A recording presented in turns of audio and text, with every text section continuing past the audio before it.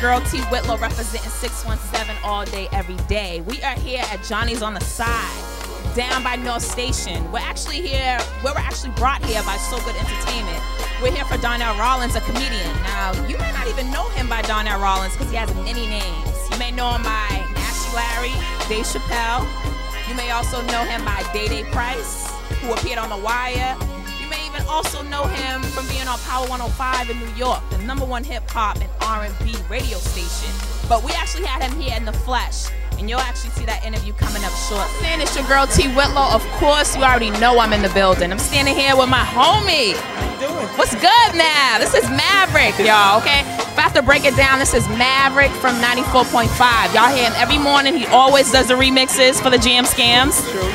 Yeah, every single weekday, 7 to midnight, Jammin' 945. Ladies, the voice you hearing, that's me, all right? Cool. You got your own music that's popping off. Let the people out there know 617 because they may not be familiar with you outside of 94.5 Mav. Let them know the street Mav. The artist thing is that's what it's all about. You know what I'm saying? Show, baby. We putting Boston on the map. You know what I'm saying? 617 all day, every day. So you know, you got the video. You can check out my website, mavmusic.com, MAVMUSIC.com. I'll tell you everything you need to know. Everywhere I'm gonna be at in the upcoming weeks. Everything is right there, mavmusic.com. Don't forget it. All right, now it is what it is. You heard Mav himself. We're gonna send Mav off. Definitely make sure y'all check him out, yo. He's on his grind. Y'all hear him every day on Jamn 94.5. Show him some love. He's from Beantown. He's representing himself, and he's also representing us. All the time. All right, baby. And listen, don't be mad at me that you're not here. I told you guys, make sure you tune in to 617live.tv. The website. You can get all the events. You could have been here, could have been in the background, getting your camera shine on. Also to the club promoters and club owners.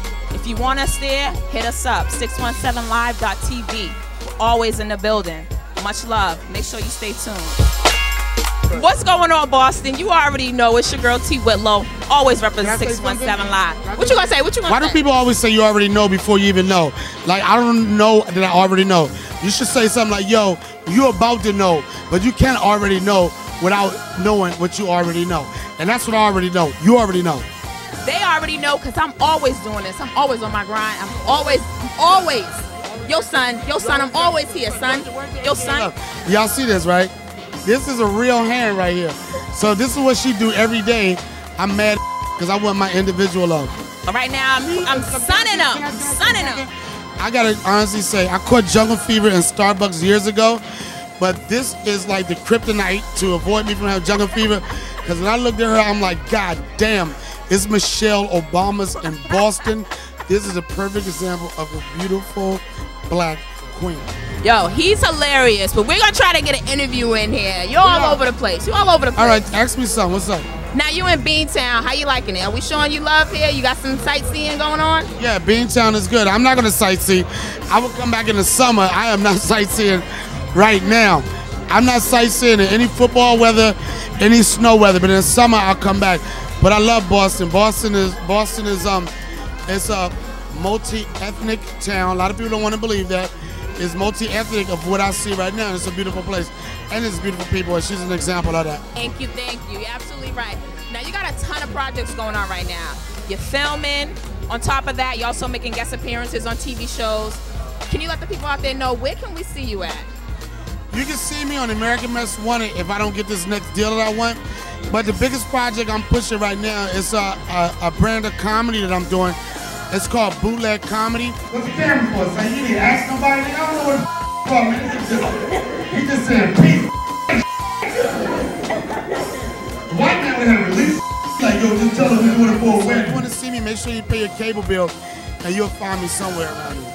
Now, on top of that, you've had some heavy-hitting guest appearances on TV shows and on movies. You did the Law & Order series, you did SVU, and you also did CI as well. You also appeared on The Wire. I mean, the list goes on and on. I'm not going to name all of them. Do you feel like that solidified you as an actor?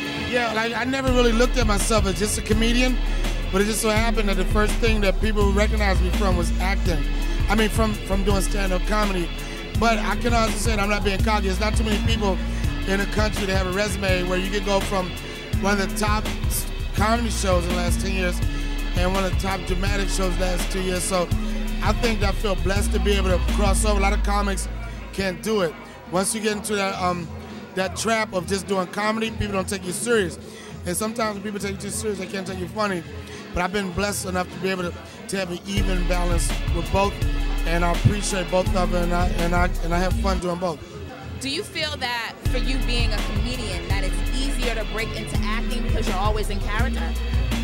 A lot of people make the argument like if you can do stand-up, you can act. I don't really agree with that, because with stand-up, you have an instant connection with the audience. You can tell if you're doing good or bad. With acting, you don't know until the reviews come out. So for me personally, acting is more challenging. Stand-up comedy is more fun. But if you can start as a stand-up comic, you can at least break that and you can try some other stuff. You want to set your own footprints in the sand. But as far as a comedian right now that has had a long run, a long stretch as far as their career is concerned, who would you say you'd like to emulate?